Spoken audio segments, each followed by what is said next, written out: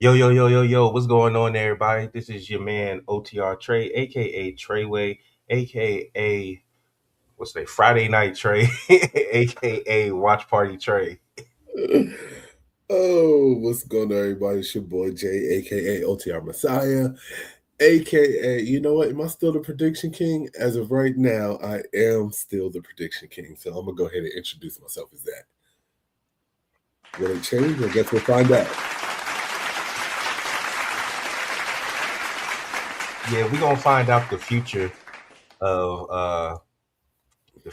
that. But I just got texted something and I'm gonna do this live on the show. So if you'll indulge me, Jay, check this out. Okay. Oh God, breaking news. What we got? What we got? I have just been texted that the Wyatt Six has been released.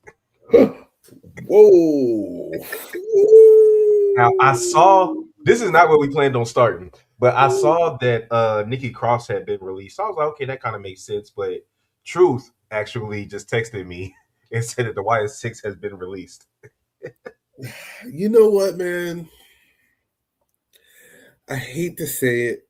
I hate saying it, but without Bray Wyatt, it just doesn't work. I know they gave it a try, and I mean they gave it a really good run, but I don't know, man. I just think without that extra little creative that Bray Wyatt was throwing in there for the Wyatts and for the Fiend and stuff, it just it didn't hit the same. That's just me though. Yeah. That's just my opinion.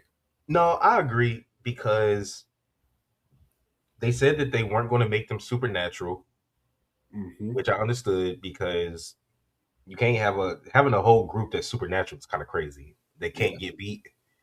And then I understood initially their overall point was going after people that disrespected their family. So I understood that um, Orlando Zay Zalea, what up, Hola. Hola. But yeah, so I understood their premise initially, but Yeah. then they weren't doing anything with Nikki Cross. Yep. She could at least been in the women's division. Oh, he said bye. All right, peace. He could have at least been. She could have at least been in the women's division, at least in the mid card, doing something like that. Um, they never did. They even have. They had a couple mixed tag matches, right? I would assume. Like, did I they want go to say against B Fab and the Profits at one point? maybe one or two, but it wasn't a lot. Then the whole story with the lantern and all of that, and then I don't know. It just didn't make sense to me. And then Uncle Howdy, I thought he was gonna be on some main character type stuff, like going after the WWE championship, uh, Exactly. any of that. Because they had this whole production about the Wyatt Six, just for it to just flop the way it did. Honestly, I'm not gonna lie. To me, it flopped as soon as they took their mask off and got in the ring and started wrestling. That's when everything started to flop. That's when it kind of went stale and dry, in my opinion. Yeah, But what were they going to do? They were going to just have them show up as the Wyatt Six and mask and attack everybody every episode of SmackDown. I mean, they tried it. They tried to put the titles on them. They tried the whole storyline with the MFTs and stuff like that. I don't know. It just didn't hit the same, and it sucks. I hate it. I hate that they got released because I mean, to me, I felt like they could have just killed the Wyatt Six and then moved on and let them come back as like different personalities. like But they let Bo Dallas go. I mean, this is now what, like the 12th time Bo Dallas has been let go by WWE. Yeah, So yeah, it's crazy. And I also see Andre Chase from Chase U. He put a video out saying he got released. mm, So yeah, I'm pretty sure we're going to see some call ups today on SmackDown. Especially a lot of stuff happened on NXT Revenge on these past Tuesdays. Yeah, JC Jane lost, Blake Monroe lost, Sol Ruka lost. Uh, Ethan Page is already on Raw. He's already been confirmed. yeah. So Ruka's already been. She's already on Raw. So Yeah, well, yeah, she had that match, but she still had one more match at NXT that she lost to Zark yeah. when she pushed her. And they had the last woman standing match. Joe Hendry, he got his ass beat by Keanu on Tuesday, but he was already confirmed to be a member of Raw because he's going to have a concert on Monday. I mean, you got to think about it this way, right? I think what's going on now is that you have the people that are in their developmental, which is Evolve. They are now Coming up. transitioning them up to NXT. Hmm. So they have to move some people from NXT up to the main roster. And then, you know, unfortunately, what that comes with is there's going to be some people that are going to be cut. Yeah, So, because the Vanity Project moved up from Evolve to NXT. yep, Carrie Armstrong, I think that's the black girl. yeah. She got moved up. Kendall Gray vacated the championship and moved up. Um, so yeah, it's a lot of people. But so yeah, that was some breaking news for y'all. Didn't really expect to get. I knew there were some releases. I was going to get to it at the end of the show, but when I saw that the Wyatt Six got released, I felt like we had to do it. Hell, we even had a Bray Wyatt appreciation show. Remember that? That's, yeah, we did. Hmm. One of these days, we're going to have to go through factions or storylines that were the biggest flops in WWE history. Because the Wyatt Six That, has got to be up there. that's going to be more than one episode if you go through that. But we got to do it because that shit is crazy. But anyway, the title. Welcome to episode 197 of the Over the Ropes Wrestling Podcast. The title of this episode is "Will Roman Reigns accept Jacob Fatu's challenge?" We'll talk about that later. But I wanted to start with um, what was your before we get into the actual matches, what you liked and didn't like. What what was your overall thoughts of WrestleMania? You can go night by night or as a whole. Might as well go night by night. Night by night, night one, in my opinion, it was a solid. If I had to give it a grade, it was a C. It was a solid C. Of which what night one? Yeah, night one. In the whole, as a whole.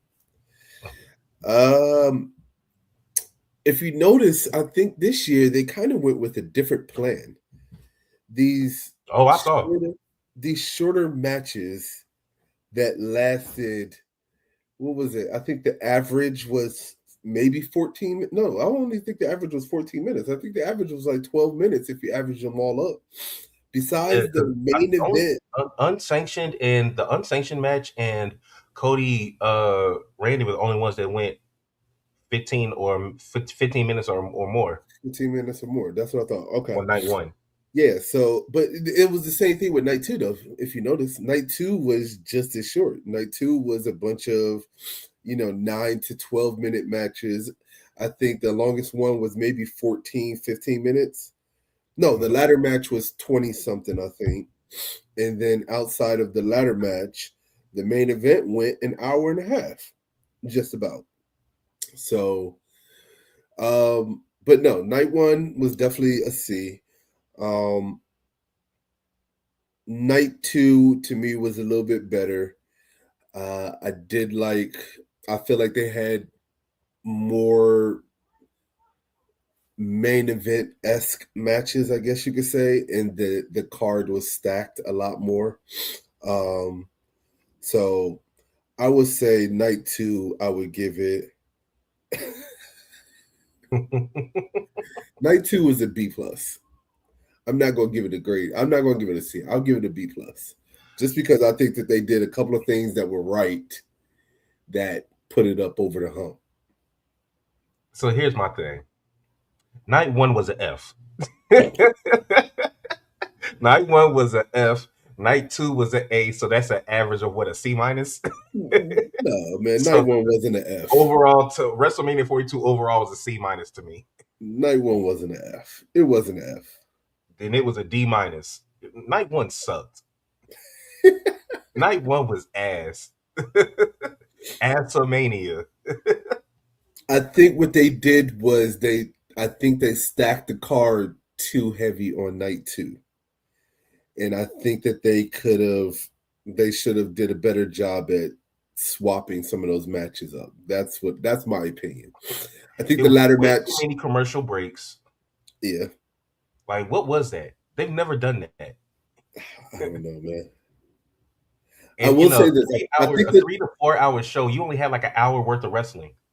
yeah, they had to get all the ads out on night one. That's why. Fuck out of here, man. And Night then one was where all the ads were at, man. they were on night two, but the matches were just better and longer.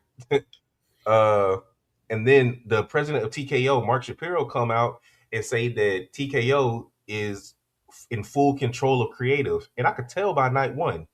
Yeah. I could tell. All right.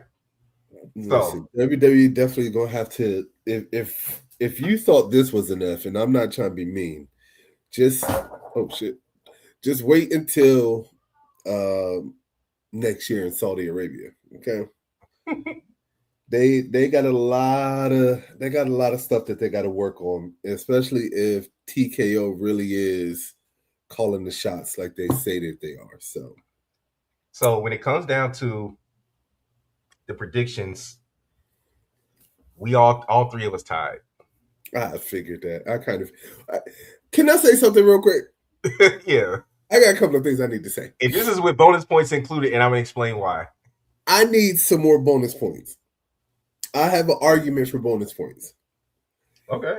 And my argument for bonus points, and this is on video, Okay. because I told y'all back in, I want to say it was around the Royal Rumble or after the Royal Rumble, that I saw that picture of Bianca Belair and Montez Ford on Instagram, and I said it looked like she was pregnant. And y'all shrugged that shit off and said I was seeing shit, and that ain't true. I need Well, bonus points for that. That's my no, you argument. you're not getting bonus points for that. What? I called that. You didn't call it on the prediction show. Man. Because look, you were firmly ahead because you got the bonus points for Speed turning on the Vision, even though technically they turned on him first. But I'll give it to you. Uh, because and I did that because the Bellas won, even though technically it was Paige and Bree, That's true. but the Bellas won, so I gave myself that. JD uh got Braun Breaker showing up, Yeah. and then I got Bianca returning. Not that she was pregnant, but that she showed up. So that's how we tied. We're Because gonna talk about we this. all got bonus points. We're gonna talk about this on the next pay-per-view, on the next show, when Mike Drop is on here, because I'm not giving up on that extra bonus point for Bianca. I don't care. I deserve that one. Nah. But listen. I told you honestly, something told me I should have went with the Bellas. I didn't know that they were gonna put Paige with Brie. Well, And that, I kept telling y'all that they said Nikki was a game time decision, so they were either going to get replaced or she was going to fight. I thought that they were going to replace her. I never thought that they were going to, you know what I mean? I like replace the whole tag team as a whole. I didn't think that they were just going to say, "Hey, yeah, go ahead, Paige, you can wrestle with Brie." Like I didn't think that As was soon going as to I happen. saw that Paige, they put it out before Mania, which I hated because Yeah, that would have been the perfect time for her to just show up instead of they already said that Paige was going to replace Nikki. But as soon as I saw that Paige was replacing Nikki, I was like, okay, yeah, they're going to win. I thought that was at least another point up just because of the Cody match. Because didn't y'all both go with Randy? Yeah, Mm, nah, because look, I'll break it down for you. So night one, you got the Usos. You picked the Usos in LA Knight, and then yeah, you got the 2 bonus points because of the speed thing. yeah, So that's 3 points. Jacob winning, Liv winning, that's 4 points. Gunther winning, Cody winning, that's 7 points. Then on night one, JD also got the Usos in LA Knight. He got Jacob, he got Liv, he got Becky. He got Gunther, and he got the 2 bonus points because Braun showed up. So that gives him 7. Then for Okay. me, I got Jacob, Liv, Becky, the Bellas, Gunther, and I got the 2 bonus points because Bianca showed up. So that's how I got to 7. Then on night two, we all picked the same things. So the only matches we got wrong is Javon losing and Jade losing. So we so that so then that was 7, 8, I tell 9. you what though, if I'd have known that So we Bianca both so we was went 11. We got 11 points each. if I'd have known that Bianca was pregnant and she was going to announce that she was pregnant, I wouldn't have picked Jade. The only reason why I picked Jade was because I thought that they were saving her for Bianca's return, and then they were going to do a little storyline there. So Well, once looking at how Liv and Rhea ended Raw, is looking like they might keep the titles on them until Crown Jewel so they can fight each other. I think so, I think that's going to happen. Because I don't see Liv dropping the title anytime soon. And I forgot which one of y'all brought this up, but the prospect of Raquel winning Queen of the Ring and Roxanne winning Money in the Bank, I think that's still all in play.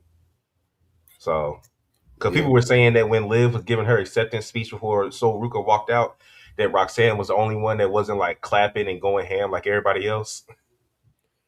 So it looks like they might be, but at the same time, that could be a swerve because they did show Raquel was looking at the title the same way Randy used to look at the title when Cody had it, when Liv was holding it up at Mania.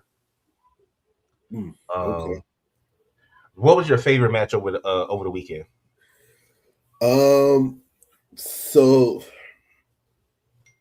my top three was definitely Oba and Brock, even though that match only lasted fucking what was it, 4 minutes. 4 minutes. Hmm. It still was a hell of a statement, like the way that it went down. We're gonna talk about it. Um, the Yeah. ladder match was definitely one, and then I'm a fan of the way that they ended Roman and CM Punk.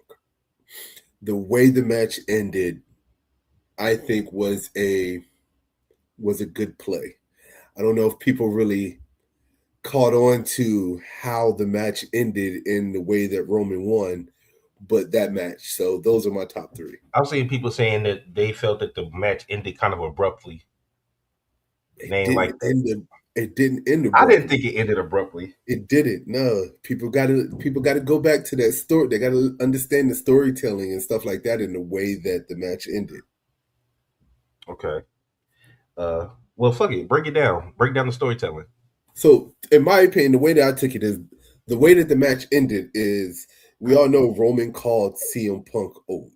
Yeah. And we all know that Roman told CM Punk that he's faster than him, he's stronger than him, he's smarter than him, and all of that. If you look at the way that the match ended, CM Punk gave it everything that he had in the tank. And when he was going to go hit that last GTS, that shit was empty. Not even past. It was below empty. It was done. He had nothing left. And that was the reason for basically him falling flat on his face. And then Roman hitting the two spears back to back. CM Punk didn't have nothing left. Yeah. Why? Because of his age. And then he kind of addressed that on Monday Exactly. because he was I saying like being how they 46 years old and being world champion even for 3 minutes, I felt that I did great. Yeah, I like how they played on it. That's what I'm saying. I like how they played on it. I like how they ended the match with it, and then I like how they kind of followed up with it on Monday Night Raw with CM Punk. So it Yeah, but came, he was a little too chippy for me. All that shit he was talking, he's a little too smiley for me after just getting his ass whooped. listen, CM Punk's going to do something that's going to get on somebody's nerve, no matter what. He's always doing something to get on my nerves. Yeah, Uh, exactly. my favorite matches, God, I wanted to like Liv and Stephanie. I just like that Liv won, but the match was only like 6 minutes and 50 seconds. and they said that was because they were both hurt, so they didn't want to have them go too long. Uh, I wanted to like Dom and Finn. It was a good match. Dom was low key packing up Finn, but Diamond Finn was good too. I Dom, but and I knew that Finn was going to win. yeah, But Oba and Brock, one of my favorites. Um, I really did like. I like Trick and Sammy, okay, and but Roman and Punk was probably my favorite match of the night. okay. Yeah. All right. So leaving out of WrestleMania. So yeah, let's talk about it. So the ending of the Brock and Oba match. Were you as shocked as everybody else? Because I was shocked when Brock started taking off the gloves. Then he took off I the boots. I mean, listen, we've been watching Oba dominate Brock since he accepted the challenge, right? Right. At the end of the day, we all just knew that even though he was dominating him, that Brock was going to get the best of him. You know what I'm saying? Like Brock was going to give him some of the business during the match. Listen, I wasn't expecting the F5 and then the way Oba popped up and then chokeslam Brock and Hmm. then hit him with the fall from grace. Like that shit was epic. Yeah. The whole taking the boots and the gloves off was just like the cherry on top for the whole entire thing. Um, They ran a package on Monday. It looks like Brock really is like he's done. yeah, that's the thing about it though. I thought that they would at least had him on the show on Monday to Nah, say something. But I guess that's not that's not Brock's. Brock. Yeah, that's not Brock's style. So That's what Paul Heyman's there for. it caught me off guard because we all predicted that his last match was going to be like SummerSlam. I didn't think it was going to be WrestleMania. Like we didn't think it was going to be that soon. So But this is the best way to put Oba over is by putting him over on the biggest show in of the year on ESPN for free because it wasn't on ESPN 2 like the tag match was. I will say this. In my opinion, the only person that should take the belt off of Roman should be Oba. And Called if him they out. don't and if they don't do it right, and if they make Oba or turn Oba into a flop, I'm gonna be so pissed off because where he's at right now, after beating Brock in the way that he beat Brock, just like Truth was saying, the walkout, Oba, honestly, I can't say Oba had the best walkout. It's between Oba and the Demon. Because Finn Balor's walkout was absolutely insane. So I don't know. Oba was right there too. They to me they're neck and neck. They're pretty even. Well, if they want to make Oba the next version of Brock, then he needs to go on like a Brock esque run, like Brock did his first year. Because didn't Brock win the championship his first year, like his first official year? Because he debuted in '02. I want to say he did. I want to say he did. Yeah, Oba is a layup that I'm afraid WWE will airball. I swear to God, I think they're gonna airball the shit out of The it. only way they will airball it is if they have him start losing matches he don't need to be losing, Yeah. or putting or giving him stupid stuff to say, and like that promo that he cut the Monday before WrestleMania was perfect. And Well, then here's the thing about the I difference like what he between. said the Monday after Mania when he just said the ruler's here and just dropped the mic and left. That's what I'm saying. Like Oba's actually good on the microphone, right? One of the issues with Brock Lesnar was that he never had the promo skills. That's one of the reasons why Paul Heyman came into effect with being the Paul Heyman guy. Um, so I don't think they could really destroy Oba in that way when it comes down to the promo wise because Omo I feel like he can cut a good promo with the microphone. Um, I think the only way that they will destroy Oba is by booking him with awful matches. I don't think that every match can be a squash, but at the same time, you can't let him get quote unquote beat by somebody that he technically should have squashed. You get what I'm saying? Yeah, like you So can't have him losing to like a JD McDonough. yeah, exactly. Shout out to JD. Uh, and I think that this is one of them situations where I don't think he should be going for any mid card titles. He needs to go Nope. straight for the championship. And like I said earlier, Roman called him out on the post show of Mania because that who knows that could end up being the SummerSlam match. Because Roman Hmm. said he's gonna be here all summer. So everybody that was worried about Roman not being a full time wrestler, he said he's gonna be here all summer. All Um, summer. so when you look back at Brock Lesnar's WWE legacy, like what's one of the first things that comes to mind for you? Like how do you remember him? Man, there's so many different things that I can say about that. I mean, I can always say, him being what was he? He was the youngest undisputed champion Hmm. at the time that he won until Randy won, right? Yeah, Until Randy won the World Heavyweight Championship, but yeah. I think Brock was the youngest undisputed champion until Randy beat that record. I hate to say it, but to me, the one of the biggest things was he did a great job at putting over who beat him for the title? Ray. Wasn't it Ray Mysterio? Did Ray beat him? Or was it Eddie Guerrero? Eddie. It was Eddie. Eddie, yes. That match between him and Eddie was I actually was watching that match, like the finish of that match a few months ago. yeah. That was when he almost broke his damn neck doing that damn shooting star press. No, that was against Kurt Angle. Oh, that was against Kurt Angle. That was a good match too. Against Eddie is when Eddie used the title and then he frog splashed him with like a chair or something. Yeah. Okay. I'm Yeah, starting to remember now. And then I mean, come on, man. Let's call it what it is. The way he dominated fucking John Cena half of John Cena's career. yeah. I mean, you got to give props where props is due. I mean, He's John the Cena only one that John Cena's ever feuded with that got the better of him. pretty much. I mean, John Cena out of all their meetups, I think John Cena only ended up beating him what 2 or 3 times out Hmm. of like the 9 or 10 times that they faced. I can't remember what the number was, but I remember that kind of vaguely. Um,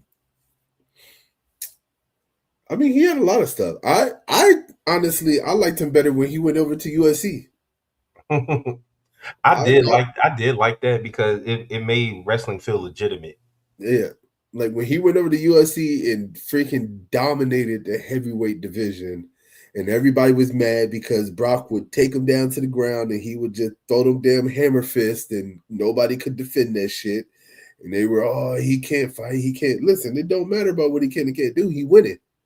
If you can't Exactly. defend it, then you ain't got no answer for it. Then no will. I'll never forget his first match was against Frank Mir, and Frank Mir beat him because Brock charged in like a bull in a china shop, and he got caught with a leg or ankle lock or like a something with his leg, and he ended up tapping out, I think. Yep, I remember And that. and then when they rematched, Brock beat the fuck out of him, like to the point where it was like you was worried for that man's life. He got on Yeah, top of him and just started boom, boom, boom, boom with the hammer fist, as you say. And then after he was talking mad shit after the fight, like yeah. And the great thing is Brock's UFC run really wasn't even that long. it was about 3 years. It was about a good Yeah, 3 it year wasn't run. like crazy. It wasn't Mm-mm. crazy long. No, Because it if was you because go and once he look got and you go and look up all his fights, like he only had like what, probably like 15 fights. yeah, because I mean, once he got diagnosed with that what was it, Diverticulitis. diverticulitis, yeah, that pretty much ended his UFC career. But I mean, for wrestling, I mean, there's so many matches, but you have to go with the match. What is the match? What is the match that put Brock Lesnar and say like, yeah, he had a Hall of Fame career and all that stuff, but now that he's It's gotta be beating the confirmed, streak. There you go. Now that he's confirmed retired, we all know as soon as WrestleMania comes next year, they need to be strolling up on Brock's doorstep.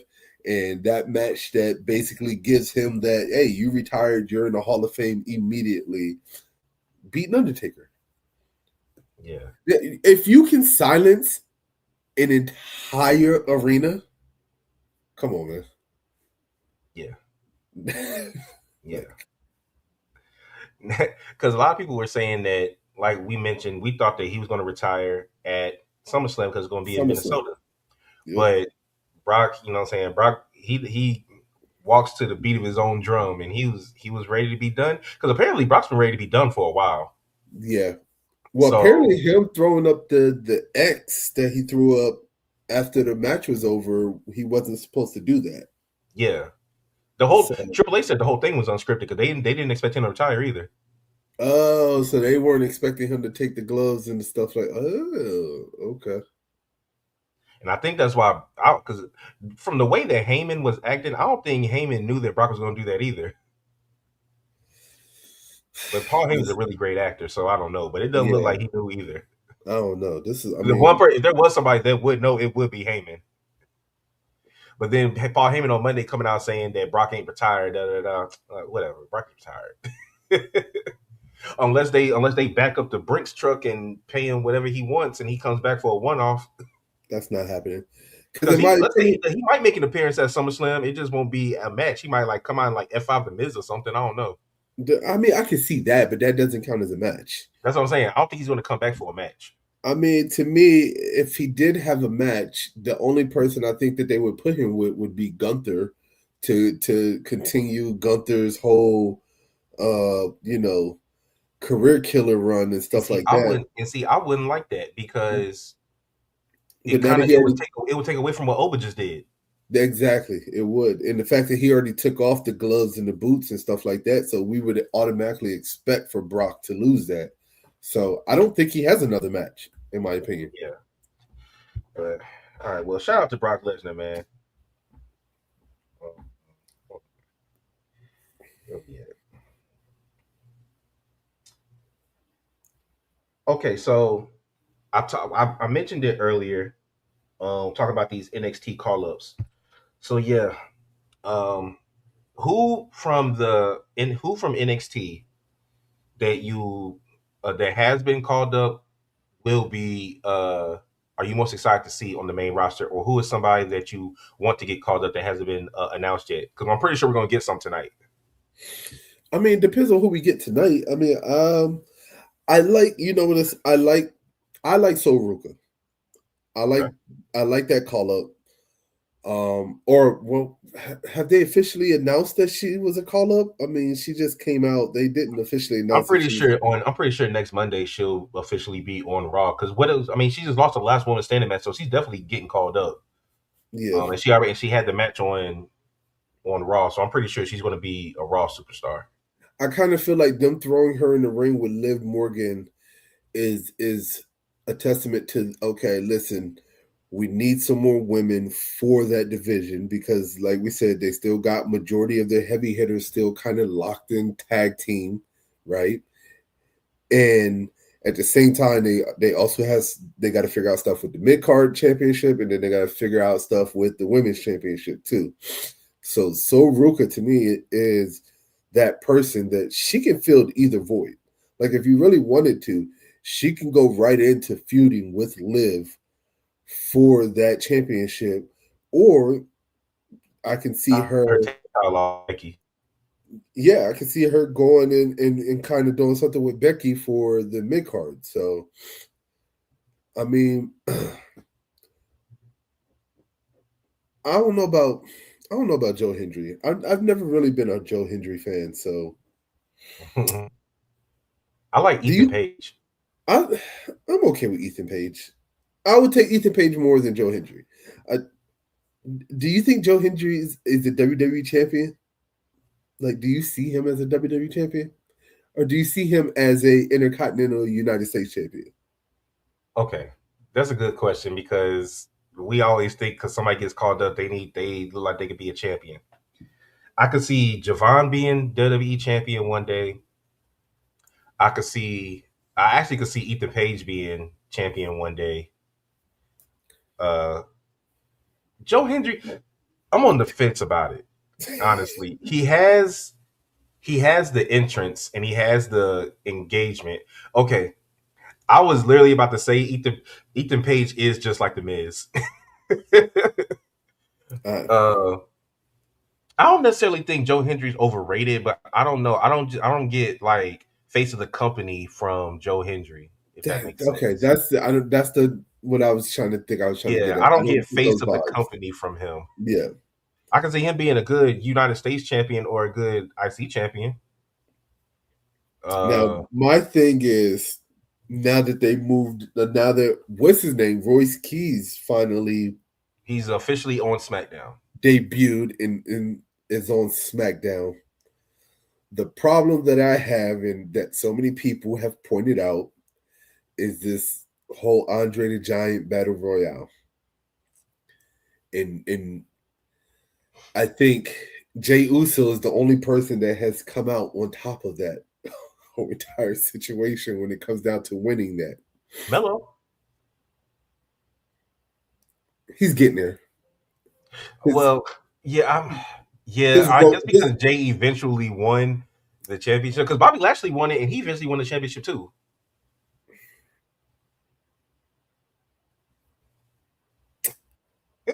Jay Uso is the only one that really came out on top of that He's the only one that situation. became a megastar that won it. Yeah, yeah, yeah. So I mean, I'm not Bobby Lashley. Wasn't he already a champion before he won that Andre the Giant? He already won the title one time Yeah, before. but I think, but remember, Bobby Lashley's career had kind of stalled a little bit, Yeah, I mean and then it he did. went on that. When they were doing that thing with him and Lana, that was weird. Before he Bobby linked up with, Lashley's before he best. linked up with MVP. I was about to say the best thing that ever happened to Bobby Lashley was when they went with MVP and him and they created that. That to me that was top tier for him. And there's nothing wrong with that, but like you said, yeah, I think that When they were it was teasing the Street Profits joining them, oh, that was perfect. I wish they would have actually did they that. should have. The Street They Profits and definitely B-Fab joining him, that would have been perfect. On another note, we got to talk about that too, because we got to talk about the Street Profits debuting again. Looks like Do they're you? gonna be on. Looks like they're gonna be on Raw. They're going to be on Raw. Which do you think that's the best move? Because as you can see, the state of SmackDown's tag team division is not the best. I mean, true, but I mean, I'm looking at Raw and they ain't much better. Mm, I mean, you got the Vision holding the titles right now, and you got the Usos. So those are your two heavy hitters. But other than that, the New Day is hurt. Kofi Yeah. trying to recruit Javon. The War Raiders are nowhere to be found. They fighting on fucking Main Event and AAA. Uh, who else? The Creeds are nowhere to be found. So like, it's not like That's the what part of Raw me is tag that's team really been division is broken. going crazy. That is very true. Okay, I give you that one. I think it's just because Raw has more presence with the tag team is why you Yeah, better say the Raw tag titles are in at least main event type storylines with main there, event hitters. there you go. We'll go with that. Because I think on SmackDown, who's the champions right now? It's See, the fact that you don't even know who the champions are on SmackDown right now, off the top of your head, is damn. it's what's bad about it. I knew this because it's not the Machine Guns. It's not it's not the Wyatts. No, it's Well, they're not the gone Wyatts. anyway. It's not the. Is it the NFTs? Did they get them back? No, it's our truth and Oh, R-Truth and Priest. Damn. that The that's defunct Judgment Day. that solves my point right there. That just That is goes to horrible. show. How did I not remember that? But I That will is say this: horrible. I agree with the Profits being on Monday Night Raw in the sense that to me the Street Profits have held down SmackDown for a very long time when it comes down to tag team division, and they never really got their due. You know what I'm saying with running that division as tag team champions. I kept feeling like they kept being overlooked despite their popularity and how entertaining they are when they do wrestle. They didn't You know know what I'm what to saying? do with them because sticking B Fab with them after Bobby Lashley left, it didn't make any sense to me. It didn't. They were teasing they were going to turn heel, or they were teasing that maybe Tez would turn on Dawkins. That never happened. Yep. And then they were Uh, teasing the Montez like solo run, but yeah, then that never happened. So it's not their fault. Definitely not their fault. And I don't understand how they got put in the position to where, because like I said, they were one of the best tag team divisions in a tag team division that's awful. And I don't get how they found themselves getting matches on NXT. I, to this day, I never understand that thought process. and then well, last thing on the Profits. What you think about Dawkins' physique? He didn't drop them pounds. He wrestling with no shirt on now. Um, I'm excited for it. I mean, because it looks like they've been putting in real legitimate work, and it's Well, not saying that they didn't put any work in before, but I kind of feel like this tag team run that they're going to have is going to be the one for the books. they Montez came out and talked about that picture of him when he had gained all that weight, Yeah. and then it looked like he put on all that weight just to shred it all off. Uh, but him and Dawkins both said, you know what I'm saying, they went hard for like 8 weeks, just going ham, and these are the results. I mean, shit, 8 weeks. Woo. Yeah. Let me see here. All right, we talked about TKO and the president talking about having full control over the creative. I think I read somewhere that Triple H might still have more control over the weekly television, but when it comes to the PLEs, that's strictly TKO. Um, how do you think? With that being said, what's your opinion on if we get more nights like WrestleMania Night One, where we get 7 matches on a card like WrestleMania? Because we only get 4 matches on regular PLEs. Yeah. What's your thought if we get matches, but they're only like 5 to 6 to 7 minutes, unless it's the main event, and we get about damn 30 to 40 minutes worth of ads? Like, do you think that's going to start turning people off to the So product here's if my if opinion it on it. continues? My I feel like the double standard is kind of kicking in on certain aspects of it because one, if every match that they had was 15-20 minutes, I think we would be doing a lot of complaining of how long each match went. That's the AEW playbook. Exactly, that's what I'm saying. I'm not opposed to the 6 minute matches, the 8 minute matches, the 10 minute matches. You need that. Not every match can go 20 minutes. Not every match can go an hour and a half. Um, to me, an hour and a half is the main event match, right? If you're gonna wrestle for an hour and a half, you gotta be wrestling in the If main you event. only going to have 4 matches, then your main event needs to be about that long. Exactly. Now we're talking about a standard PLE that isn't going to be a six Like hour show. like Backlash, the one that's coming up next. Yeah, so Backlash is going to start at what, 8 o'clock, and it's going to be over by 11. So Maybe 10:30. it might be 10:30. It probably will be 10:30. So I'm just saying, like, we're going to get maybe 4 matches, if four, maybe 5 matches. You never know; they could throw a fifth match in there, and you're going to have an average time for each match of between, I'm going to say, 6 to 12 minutes is going to be the average, with one match probably going about 15 to 17 minutes, and then with the main event probably going to go about maybe 35 to 40 minutes, because this is just a standard PLE. I'm actually fine with it. I'm okay with it as long as they do it right. So a lot of people were saying this, and I felt the same way. The way that uh night one of Mania went, it felt like a Monday Night Raw. Like it didn't feel like WrestleMania. It didn't feel like WrestleMania until night two. I agree with that, and I only agree with that in the sense that they they should have done better with shuffling the matches. Um, Night one, like I said, I think the ladder match should have been on night one. I already said that. I think that would have made night one a lot better with that ladder match over there. Um, as well as honestly, no, because I like Oba and Brock kicking off the show. To me, Finn Balor and Dom was definitely a night two match. Honestly, the only match I can really see. Oh, and I think Trick and Sammy should have been Night night one. one. I think if they would have had those two matches in night one, I think it would have made night one a lot better of a show than stacking night two so heavy. Yeah, I agree with that. Going forward, especially with these PLEs, I think that because they're supposed to be, so these are premium live events. That's what Yeah. PLE stands for.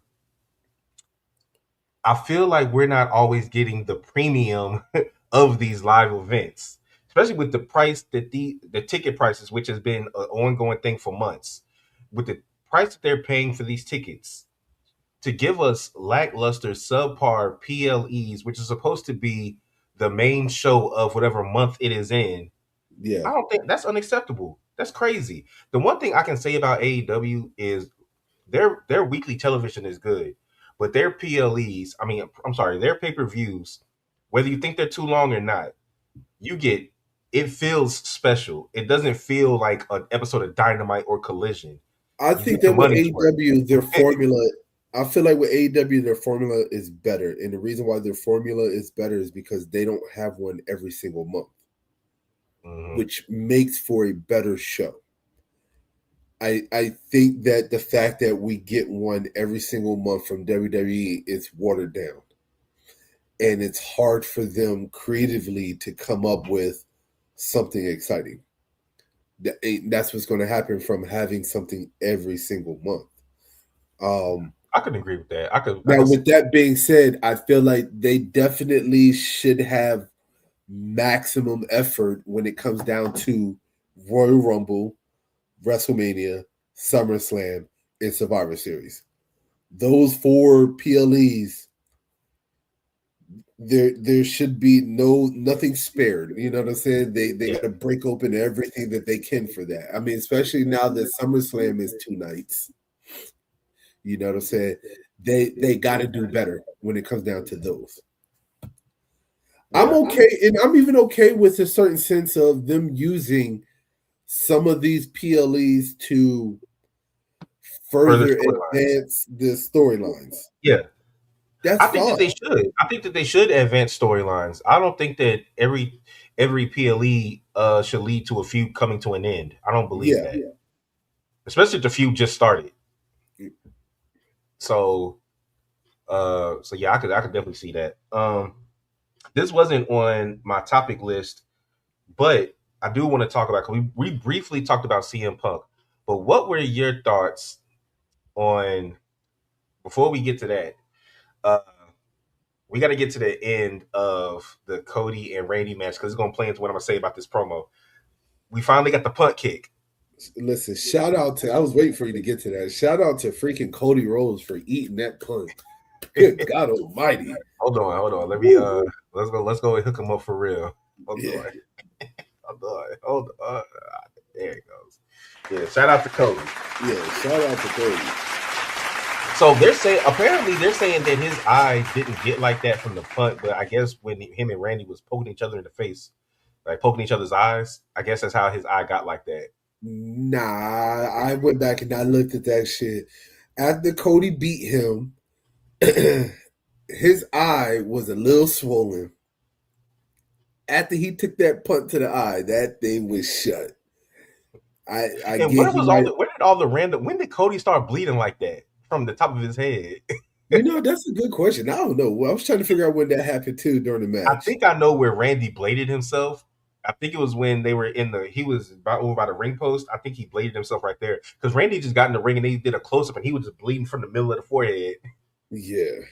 I don't know when Cody. I'm trying to figure out. I'm trying to think about it, but I do think that some of the black eye that Cody came out with on Monday was a little enhanced. Cause at first I was looking like, holy shit, like what the fuck? Like Yeah, I was like, ain't no way. He but got bit by a snake, you literally. gotta give Cody props because I mean he played the full role. He had the whole limp.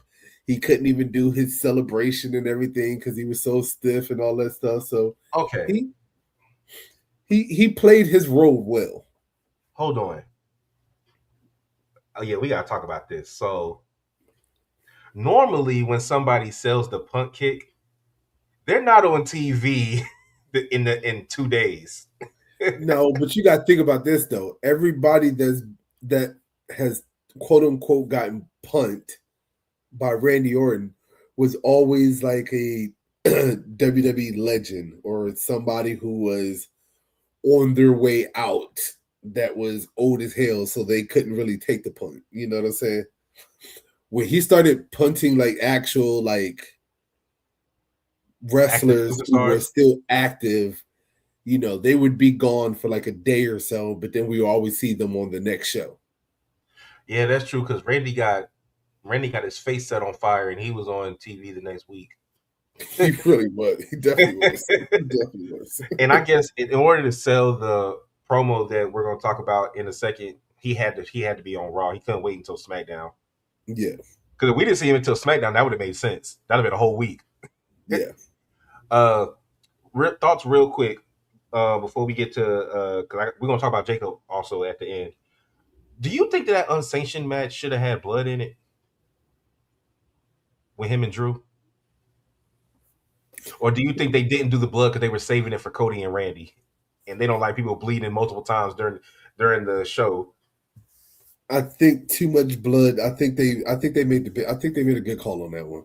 I think if they were going to let Randy and Cody bleed, then I agree with not letting Drew and Jacob do it. Me personally, I probably would have did it vice versa because it is an unsanctioned match. So Thank you. It's technically it is a unsanctioned, which means that it doesn't count.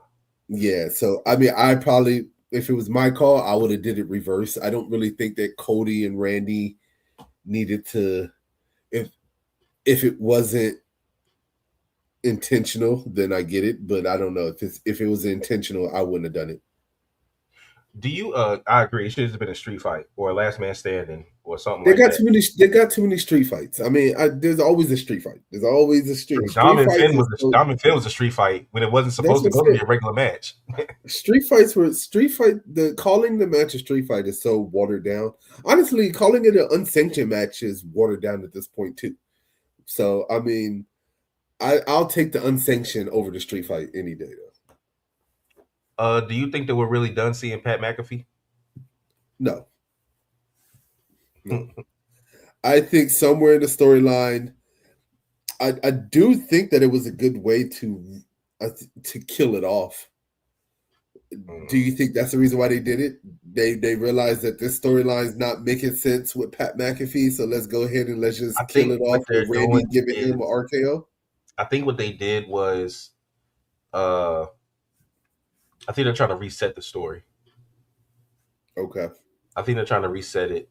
Like I said, we're gonna get into the Punk and Cody promo, but I think they're resetting the story because if the rumors are true and Randy really was kind of hurt, then maybe that's why they brought McAfee in. Besides, also trying to get some celebrity attention to drum up ticket sales because Pat McAfee has his show on ESPN and he could talk about it every day leading up until Mania. I But I mean, think they might be trying to reset it because I don't think Cody and Randy is done. I don't think Cody and Randy is done, but I mean, if Randy is technically hurt like they say he is, I think Randy and Cody is done for right now. And we're going to see this story pick back up probably after Backlash because I think Randy needs some time to heal whatever injury it is that he has. So I'll be Um, surprised. I'm not gonna lie. I will be surprised if we see Randy Orton on SmackDown tonight. I don't think we're so going to see him. so getting back to the promo, so CM Punk comes out. He talks about how he's still the best in the world, even though he lost. uh, Talked about all the loss that he had. So it actually started making sense because I was thinking about all the stories that people were talking about why Roman wasn't hitting back with heavier stuff after Punk said that stuff about his dad. And then Punk Yeah. just started going down a list of all the people that he's lost, including Well, his dog. it made sense at WrestleMania once you saw the jacket and Yeah, you realize all the names. And then the commentator started reading off all the names and the tributes and stuff like that. And I was like, holy shit, okay. yeah. So So that's all. So I was like, okay, I get that. I get that. Um, so I guess that's why he was so happy go lucky. I will say that although CM Punk is like the world's biggest hypocrite when it comes down to the shit that he says, I appreciate the promo that he cut. I appreciate the promo that, basically he was stating how he gave it his all, just wasn't his night. But I like the fact that he talked about how he wasn't just going to roll over and sulk on it, to say he's going to stay ready, wait for his opportunity. I like how he touched on how he kept basically saying that this WrestleMania could have been Jey Uso versus whoever, but he kept touching on how once Seth got injured, he stayed ready because you never know when a title match is going. I kind of like how he just kept going back to that. You know what I'm saying? And then I kind of like how it kind of came full circle with Cody basically telling him anytime. So he's basically confirming that, hey, I'm gonna stay ready because you never know. And then boom, here's a title match right here. Yeah. So let's get to that. What do you think about Cody saying any? Just say the word. Um, Honestly, SmackDown needs the help. CM Punk doesn't really need to be on Monday Night Raw anymore, in my opinion. That I think that he would be better used on SmackDown because SmackDown's main roster, when it comes down to Cody Rhodes' opponents outside of Randy Orton and Drew McIntyre, who we got? It does it because Trick could have been elevated, but he's the U.S. champion. Uh, maybe a heel Sammy. I mean, If they I choose to mean, go that way. I'm Alistair Black. If they actually put a story behind him, could probably elevate to being a decent main event challenger. Kevin Owens is still hurt, Damian Priest is the tag team champion. and he's better as a heel, so he could be a heel challenger. I mean, I'm just saying, like, Mello. I mean, they have people, but they just have to. Because the thing is, this is the thing. As long as we've been watching wrestling, you've seen it. You've seen a guy be a jobber for years, but yeah. all it takes is that one story where they probably do better than they should have done, or they win a random match. They get Well, it we saw it. inserted We saw into with. they get inserted into a tournament, and then boom, you can instantly turn them into a main eventer. I mean, we saw it with Daniel Bryan. We saw it with Kofi. I Mhm. said Kofi wasn't They supposed to pretty be in much that did it with elimination. Priest. That's They what I'm pretty much saying. did it with Priest. Yeah, Kofi wasn't supposed to be in that elimination chamber match. Damian Priest the same way when he finally cashed in the Money in the Bank. Um, all I'm saying is that unless they create somebody like that as of right now, throwing them in the ring with Cody Rhodes and seeing how it pans out, because you won't know, there ain't nobody. So I mean, I kind of like CM Punk coming over to SmackDown if they really do make that move. I think that would be good. CM Punk going to SmackDown and challenging Cody will be the only time y'all will get me to root for Cody. I will actually root for Cody if CM Punk challenges him for that championship. Well, I guess she about to start rooting for Cody because I mean, technically, the challenge has already been thrown down. He said anytime. And the question is, when will Punk actually seize the opportunity? I guess we'll And have to it'll only find. be an opportunity if Cody is the champ, because ain't nobody else gonna say that to him. I mean, I guess we will have to see what happens tonight on SmackDown. Because I mean, could that challenge be accepted tonight? Because the way that CM Punk looked back at him and smiled, See, and that will and see, and then if CM Punk challenges him tonight, that shows that CM Punk truly is a heel because he knows Cody is fucked. Cody's more fucked up than he is. Cody got his ass beat worse in his match than Punk did in his. I Uh, don't know about that. The well, only thing because that's Punk slowed down because he was old. okay. I don't know, man. That punt to me is the equivalent of the two back-to-back spears that Punk took. I mean, yeah, that Punk took from Roman. I, we gotta Can put that on. We gotta put that on kind of like the same level. can Rhea Ripley save the women's division on SmackDown? Yes, absolutely. Because I feel like depending on who debuts tonight, she's probably going to run to the same stuff that Jade had. Jade had nobody to fight because they were all in the tag division. They got to empty out this tag division, man. They got to bring these women back, and then they got to create legitimate tag teams. Because Charlotte and Alexa looks like I feel like because Nikki attacked Charlotte with that crutch, they're going to be gunning for Paige and Brie Yeah, to get the tag titles back. Irresistible Forces, Nia and Lash, they might want a rematch. So I don't see those teams breaking up anytime soon. Lyra and Bailey, I mean, they probably shouldn't be a tag team anymore after losing, and so start trying to go after the IC title again to give Becky people to fight. But I don't need to see Becky and Lyra anymore right now. I can see Becky and Bailey. AJ Lee look like she might be taking a break for a minute. I don't know what the hell going on with Maxine. um, Uh, but anyway, but let's get to the main topic of the night, and that is Roman walking to the ring, seeing the Usos, then saying, "You know what? Y'all come out with me." Usos come out there.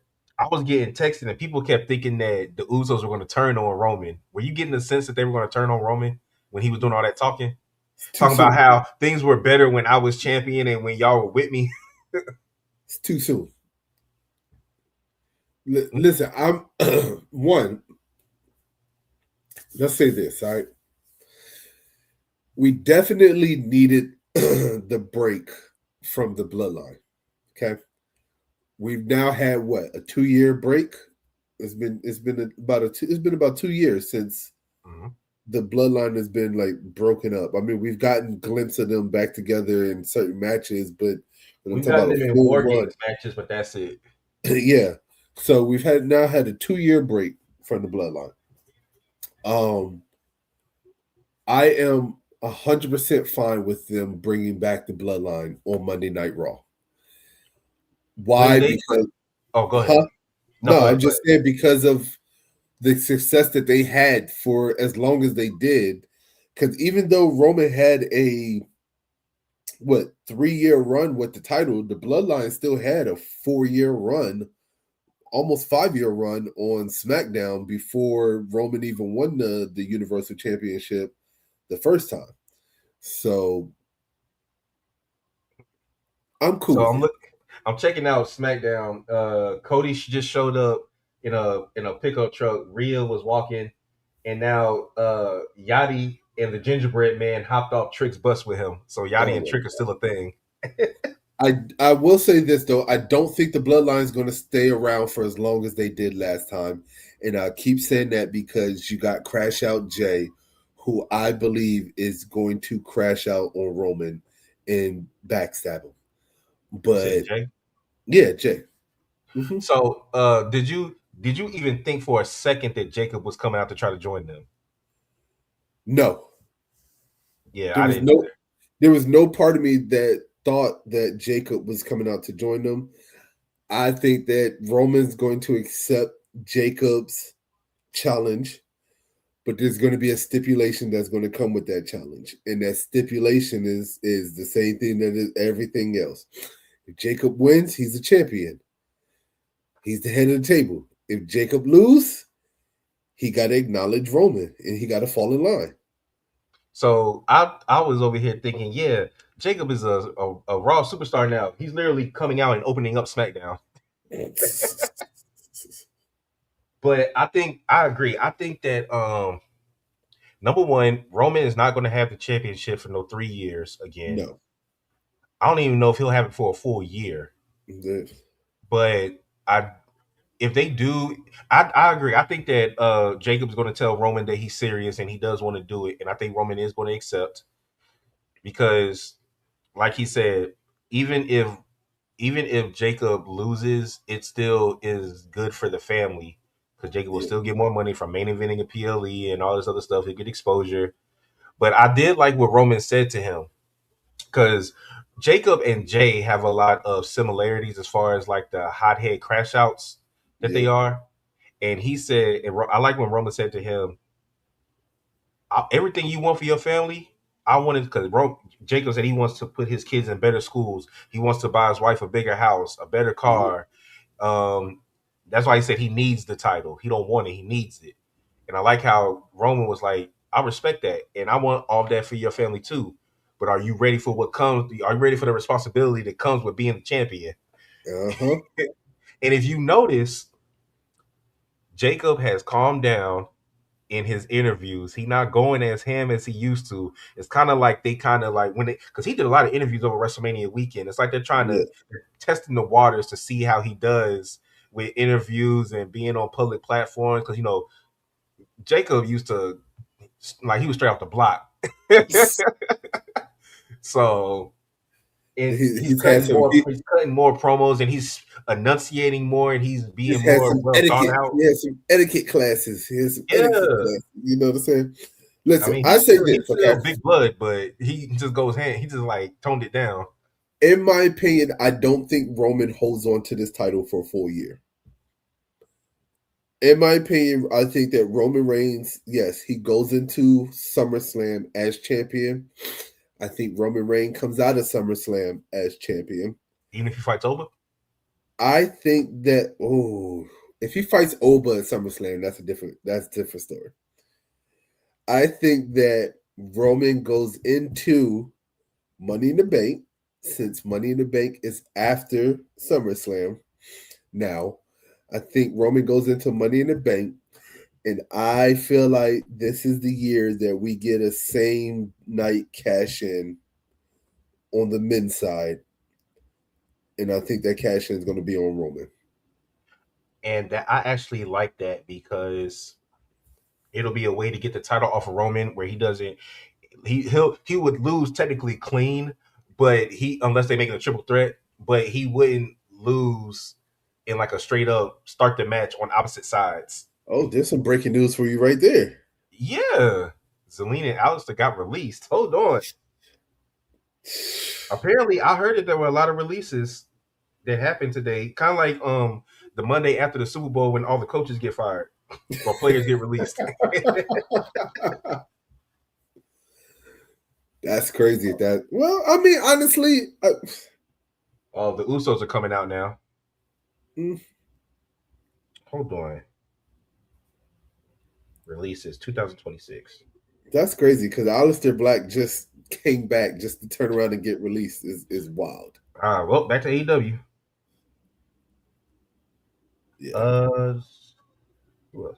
Okay, Zoe Stark. They released her. Alba Fire. So Chelsea Green doesn't have her security anymore. She got fired or Okay. released. Uh, this was from an hour ago. So yeah, the Alistair Black and Zelina. It made sense though It because does. they weren't doing anything with them. It was kind of like they were just replaying the Karrion Cross Scarlet storyline, but just with Alistair and Zelina. Zelina Vega, 35. Yeah. Yep, Aleister Black, and 12 minutes ago, Aleister Black and Zelina Vega released. And see, and the crazy part is, I liked Aleister Black in AEW because I liked the House of Black, but I know he probably wanted to go back because his wife was over there. Well, she But gonna go shit, with him now. Brody King doing his thing as a solo star. He about to fight Darby Allin for the championship on Yeah, Wednesday. But getting back to Jacob really quickly, I do see him being a world champion, but I isn't. It's not going to happen this quick at Backlash. no, It's not going to happen this quick. it's hard, man, because there's so many people I can see right now. Um, there's so many people I can see right now that could take the mantle as world heavyweight champion, and it's just deciphering who's hot enough or who's at that point where once this time with Roman is done and over with, who can be the next person to step up and take it? You know what I'm saying? Mm-hmm. Because in my opinion, I don't think it's going to be CM Punk again. I feel like the next world heavyweight champion could possibly be somebody who this is their first time being champion. Mm-hmm. I feel like that's the route that we could see happen. You know what I mean? When it comes down to the world heavyweight championship. So we have a subscriber question, and this is actually from Xandal, and he says, "Have WWE botched how they debut new talent to the main roster after Mania?" So are we talking about the Raw after Mania? Because if we're talking about the Raw after Mania, I would say that this year was very lackluster. It Yeah. wasn't the best. It could have been one of it was one of the worst ones that they've had when we How do talk you about think that? I'm trying to think about this because damn, if it's right after the Raw after Mania, just in general, because the debuts normally come after Mania anyway, any show. I'm trying to think what would be the best way to actually debut somebody. Whoa, Kyrie got released, what? and the Um subscriber question literally was Kyrie going to turn on Oscar? She literally just fought on Monday. well that I guess that's a no. She's not. Debuting people is hard. I feel like you have to finesse it when it comes down to a debut. You have to have the right situation. You have to have the right the right setup, the right atmosphere. There's a lot of stuff that really needs to be going. Because I'm gonna be honest with you, Danhauser's debut was ass. Yeah. That it was straight ass at Elimination Chamber. It was awful, awful. But then you turn around and you get like Obafemi's Monday Night Raw debut, or you get even Royce Keys, who finally debuted on SmackDown. Those were decent. I mean, I'm not going to say that they were top tier because we kind of expected them and we saw them coming. Um, I'm trying to think who's a debut that came back or that we didn't. I would even say Paige's was pretty good, even though we knew because we saw the reports that she was signed. Her debut was actually pretty good with her WrestleMania debut. So it's hard, man. There's a lot of factors that go into that, and I can't really say what would be the best situation when it comes down to debuting somebody. Yeah. Yeah, I feel like that because I feel like there really isn't a perfect way to do it. There really isn't. But here's okay. Apollo Crews is believed to be another one they got released, which would make sense because he's never on TV. He was Um, on TV. When we went to SmackDown when it was in Charlotte, he did main event. he did the main event, and I said, "Holy shit, Apollo Crews is still with WWE." That's how bad it is. Like, The Motor City Machine Guns have departed WWE. I saw that coming. Uh, uh, yeah, it's looking like Yeah, they just cut people. I mean, because you got to think about it. Who are people that they never use?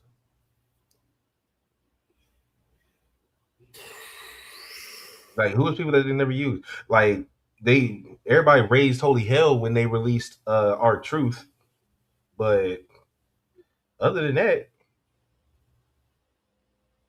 I don't really see. I'm not upset with a lot of these releases.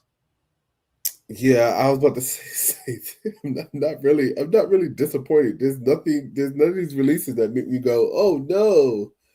Um, The last time the last time I was shocked by a release was to the was Bray Wyatt. oh yeah. Like, but then they ended up bringing him back. But I was surprised when he actually got released the first time.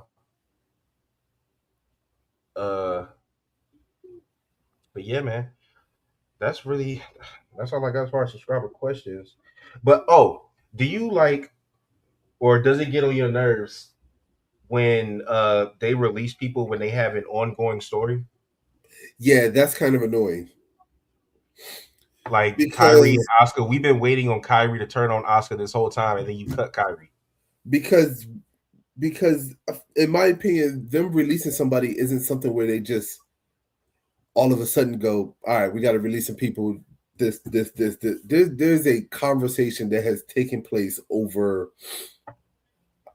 multiple weeks, maybe even a month, in my opinion. Of okay, if we clear house, who could it be? Or hey, this person isn't performing the best or getting the best. This could this. That's what I feel like. You know what I'm saying? Like a release didn't just pop out of the blue. Like, hey, we're just going to let this person go because we need to clear house. So the fact that you actively have a person like Kyrie Zane who has actively for the last what almost year now has been actively on Monday Night Raw and in a storyline. The crazy part about it is that the release, I'm not mad at it because she didn't really do much other than was really like the sidekick for Oscar. You know what I'm saying? Oscar did And everything. Oscar and said we all everything. know the real Kyrie kind story of is Oscar versus EO. We know that's the yeah, real. yeah. I'm saying Kyrie kind of sit in the background and Oscar would yell at her. And then she would do the and then, you know. So I'm not surprised at the release, but I'm just surprised that they would continuously have her in this storyline just to release her. So we got Julia and Kiana James talking. Now it looks like Julia's about to fight Tiffany for the U.S. title. Uh, but let's get to some quick hits. So here's something funny. So WrestleMania 42 weekend fans sound off on Las Vegas price gouging. Look at what people had to pay for food. So $25 for water, Oh my god. $43 for pizza, and they were selling tomahawk steaks. I saw somebody do tomahawk steak nachos or something like that, and it was like $143. Allegiant? Yeah, for WrestleMania 42. Okay.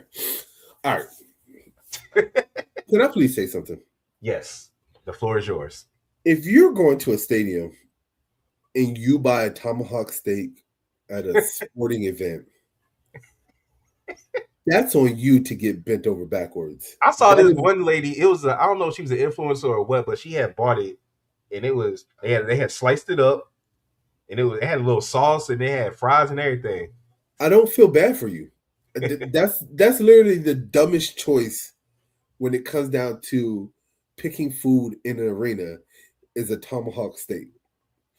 Now, the 20 something dollars for or how much was it for a bottle of water? $25. There's no way. There's no way. There's no way. I don't believe that. I don't believe that. I'm about to send it to you. Uh, I'm gonna just send you the picture that I read it from, okay. and then $43 for pizza. Now they better not be giving out. If they talking about them little personal pizzas that they be giving at the basketball games and the football games, I'd be damned if I'm paying $43 for that. Listen, I told you how I was put. Listen, okay, Hell, I'd be this damned if I'm pizza. paying $25 for some water. First of all, there's no way that water was $25. And I will say this pizza looked better than that piece of shit pizza I got from Spectrum, where I paid $16 for or $14 for, and it was But it was it ain't no literally damn $43 worth. this big, and the shit was nasty as hell, which I was mad at. But Was it like Domino's or Papa John's? the pizza that I got, Yeah. no, the pizza that I got was like a Or it was from one of the restaurants. it was from one of the little places. It wasn't an actual restaurant, but it was like from one of the little snack booths where you could order food from and stuff Oh, like that. And they had personal pizzas that you could buy, and there was also like hot dogs, and they had like fries and stuff like that on the menu. The best way to describe the pizza that I got is, do you remember those little Tostino pizzas that came in the pack, the little circle ones where it's two in the yeah, pack? My yeah. personal pizza was that one. It was a pepperoni. And it was And it was $16. like $14 Damn. for that little pepperoni pizza that I was pissed off and mad. Like I would never, ever again. But I don't know, man. That listen, people gotta understand one thing only. When you go to these sporting events like the Super Bowl, when you go to these sporting events like WrestleMania, when you go to these sporting events like the World Cup, NBA Finals. NBA Finals, World Series, they gonna up the prices on you. You got one or two choices. Even in a Eat regular before you playoff go, game. eat before you go, Or or eat suck after. it up and pay the price because there ain't nothing you can do about it. The marinas are going to make them. That's not even WWE. That's the arena. Yeah. So that I don't think WWE can dictate on how much the arena charges for their food and stuff like that. That is literally the price that the arena sets for whatever event. So you got to take that out kind of on the Legion. I don't know if you can take that out on WWE. I don't think they're the ones that say, "Hey, yo, charge $43 for a pizza." I don't even think they make any money off of The concessions. food and drink sales. Yeah, I don't think they do. I don't know. I doubt it. So WrestleMania 43 was originally scheduled to take place at the new Nissan Stadium for my Tennessee Titans in Nashville, Tennessee. How is that possible? WrestleMania 43 was originally before they moved it to Saudi Arabia. Yeah. The original plan was for them to go to Tennessee to do it, but they switched it to Saudi Arabia. Okay, That's what they're okay, saying. all right. I was like, shit, we could have made that WrestleMania. Nashville's only an hour flight from Charlotte. Yep. And we just built that new stadium, so that makes sense. But definitely not going to Saudi Arabia, so I ain't worried about that one. Be watching Hell that at nah. home. So there's this picture. I'm about to send this to you also. And it shows a bus, and it's got all the retired wrestlers with Randy Orton standing there waving goodbye. And on this bus, you have Triple H, Batista, Undertaker, AJ Styles, John Cena, and Brock Lesnar. And it's Randy Orton just standing there waving goodbye because he's the only I, one still standing. I will say this though. Okay, I have to say this. All right. You still got Rey Mysterio and R-Truth, but from Out I of guess that from his class, entire out of that entire group, Randy Orton was the youngest that came in. yeah, by far. So, Well, besides so Brock, him and Brock besides about the same age. him and Brock are about the same age. But Randy Orton was the youngest or close to the youngest. Him and Brock were probably close to close. I can't remember which one's older. I think Brock is a little bit older than Randy. Let me check. Let's check. So it would make sense that Randy Orton kind of outlasts them. I didn't think Oh, he never was mind. going to. Brock's older. Brock's 48. Yeah, yeah. I thought Brock was a little bit older. Okay, so Well, hell, Randy's 46. yeah, that's why I said Brock was the youngest undisputed champion until Randy came and broke his record when he won the World Heavyweight Championship. So And also, they had a graphic out that said that Paige has been gone from WWE for 8 years, and she is still the youngest of everyone that was in that tag match. Because she's only 33. Because you got when she debuted, she was like what 20, 21 when she beat AJ for the title. I think so. I think she was like 20, or she Yeah, had just turned 21. yeah. So that's crazy. So she been gone for that long, and she is literally the oldest. I mean, the youngest of everybody that was in that match. I'm gonna Because continue to Cause say Charlotte's almost 40, Alexa's almost 40, the Bellas are like 44. Uh, damn, that means that she's younger than Lash. How old is Lash? What the fuck? Lash is older. Yeah, I I forgot she did thought other stuff. I thought Lash was like 35. Lash is 28. Okay, Oh she shit! okay. No, they were saying that I guess from all the people that were in pages, I'm sorry, Lash. it was a good Sorry. stat though. I like the stat. I'm sorry. I got to apologize to Lash. I'm sorry, Lash. I should never said that. Yeah, she's 28. The fuck? I really did think that she was older though, so that's my fault. Um, listen, Trick I is don't care what 31. anybody says. I don't care what nobody says when it comes down to Randy Orton. I do not think that Randy Orton is going to wrestle for another 5 years. I'm sorry, I don't see it happening. Yeah, because let me see. Ray is what 50, I think. Is he? Yeah, I think he is. Let me check. Rey Mysterio is 51. So if Randy wrestled another 5 years, then he would be Ray's age now. If Randy wrestled another 5 years, he's going to be wrestling exactly like Rey Mysterio's wrestling right now. Very sparingly. I mean, Randy don't wrestle a lot Very, anyway. very sparingly. And when he finally does come back and finally does get on a decent run, Rey Mysterio gets injured. And then he comes back very sparingly. And that's where I feel like that's the cycle that we're kind of at with Randy Orton right now. Mm-hmm. Let's see here. We only got a couple more of these. So CM Punk and Randy Orton have never won a WrestleMania main event. CM Punk, that makes sense because literally the last 2 years was his first and second WrestleMania main events. But Randy Orton has never won a WrestleMania main event. Does that shock you? Damn.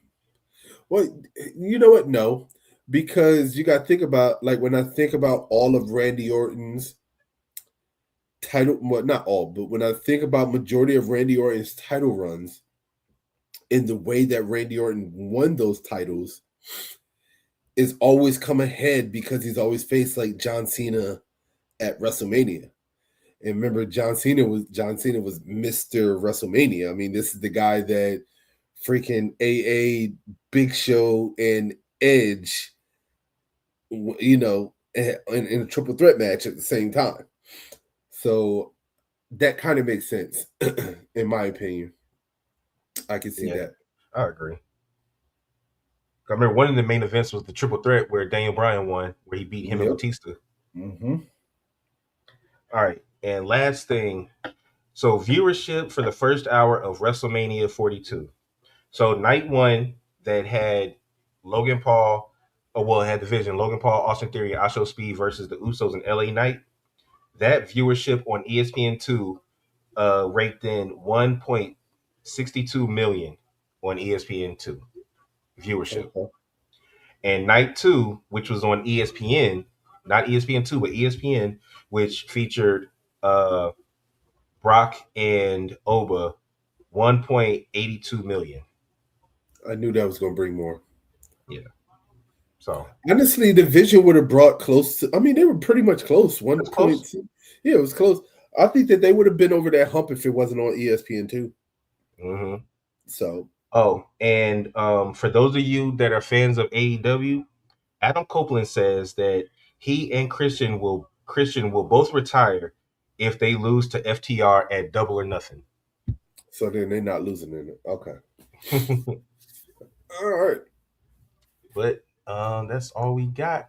Yeah, Yep. we went a little longer today, everybody, but we didn't have a episode last week, did we? No, we No. didn't. No. Yeah, we did last Yeah, week. we Last week did. was It predictions. was the week before. The week before we didn't have it, and I know we haven't been. We couldn't get all three of us this week, but next week we got you. But Thank you for tuning in to episode 197 of the Over the Ropes Wrestling Podcast. We are 3 episodes away from episode 200. My name is Trey, aka Treyway, aka OTR Trey, aka Friday Night Trey, aka Watch Party Trey. Hey, this your boy Jay, aka OTR Messiah, aka Rant Jay. And you know what? Since it was a 3-way tie, I'm still your prediction champ. So I'm gonna go ahead and keep that title right now until a tie. A tie means that the remaining champ stays the champ. You can't lose it in a tie. So but we're sharing it. So doesn't that make me a prediction champ as well? Nope. All right, y'all. All right.